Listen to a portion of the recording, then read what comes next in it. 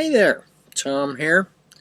I was going to record an audio podcast, but never did get around to it. I ended up being on the phone for probably the better part of 2 hours this evening. So by the time I answered email and everything, it's getting kind of late, and I was up early this morning.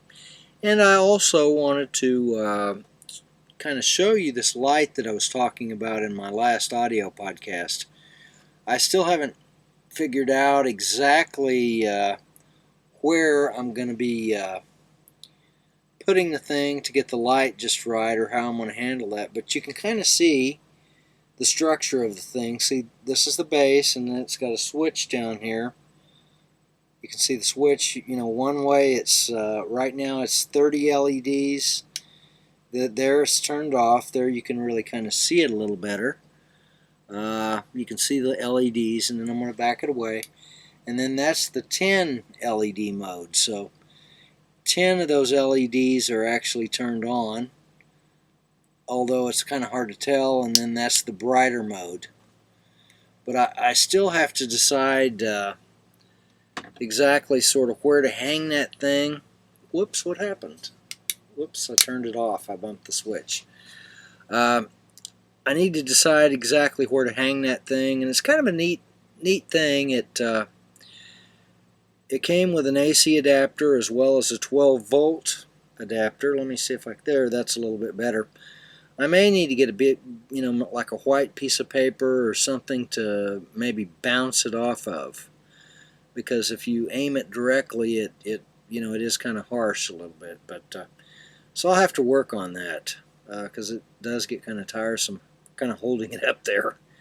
But it's just a light thing, and it's supposed to, if I run for about 5 hours on if you just have the 10 LEDs lit up, and approximately 3 hours if you've got the if you got all 30 of them lit up, and then it has a built-in nickel metal hydride battery, and so you can just plug the thing back in and charge it back up. So pretty neat device.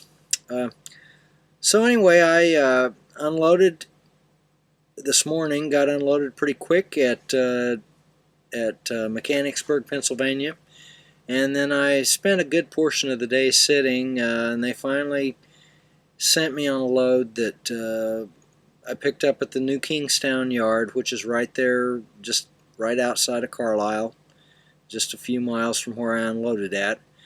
And it came to Hackettstown, New Jersey. There's an M&M Mars plant here, candy plant.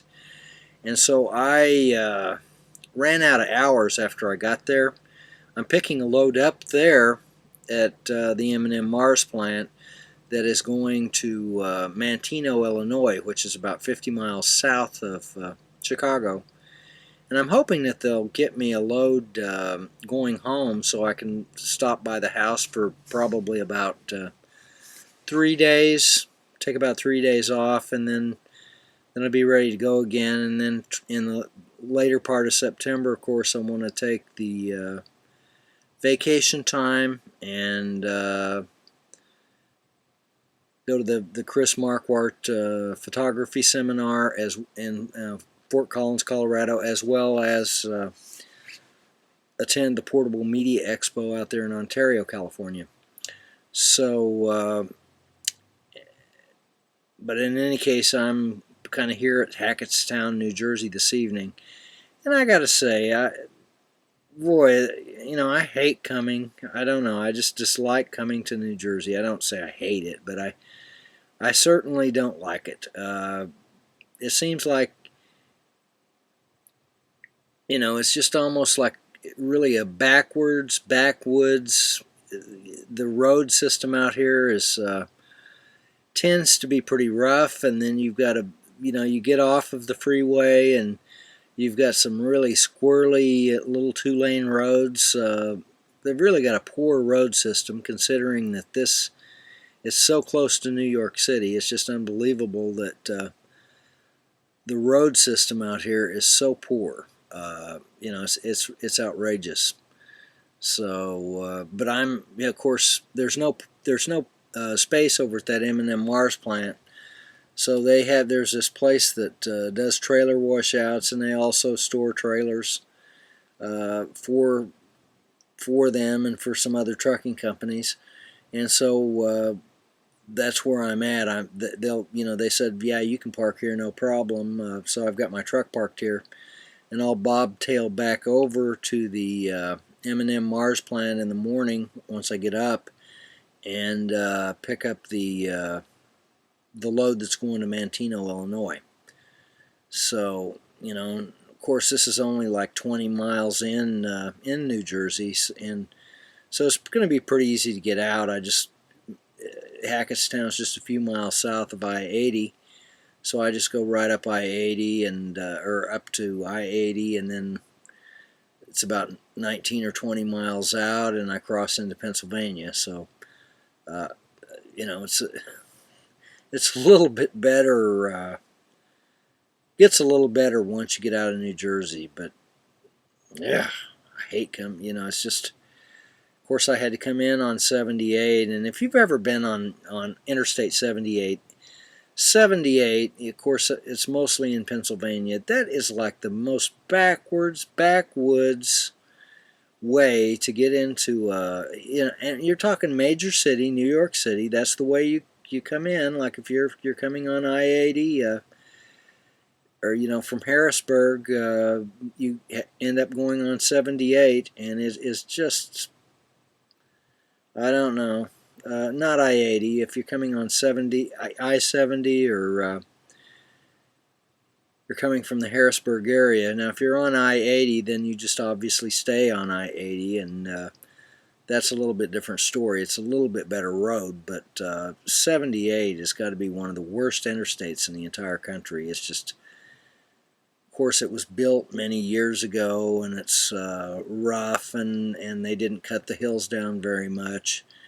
But it's just, it's just really rough, and there's lots of traffic on it, and it's just unbelievable that is a route into a city the size of New York City. It's just, because there's plenty of towns out in the West, little tiny towns that have much better roads. We're talking tiny towns, versus New York City's 8 million people, not counting the suburbs. So I don't know why they don't, why are the roads so poor in the Northeast, and why don't they do something about it? It just doesn't make much sense, but oh well. I just know that I don't particularly care to come here, except, I don't, in the wintertime when there's lots of snow, the one thing you can say about the Northeast is that they do know how to use salt. They know what salt is, and they aren't don't seem to be afraid to use it.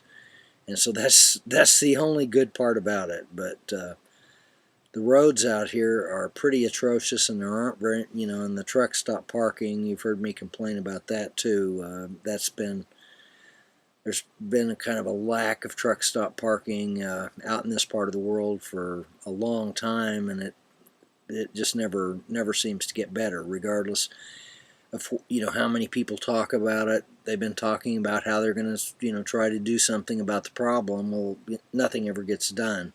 So anyhow, wanted to make this little video update. While I'm at it, I want to remind everybody about the GoDaddy codes. Tom1 is good for 10% off of any purchase or combination of purchases at GoDaddy.com. Tom2 is good for an additional $5 off of any purchase of $30 or more. And finally, Tom3 is good for $6.95.com domain names. Those are normally $8.95. I do appreciate you using those codes. Some restrictions apply. Of course, you see the site for details, GoDaddy.com. So that's it for now. I will catch you later.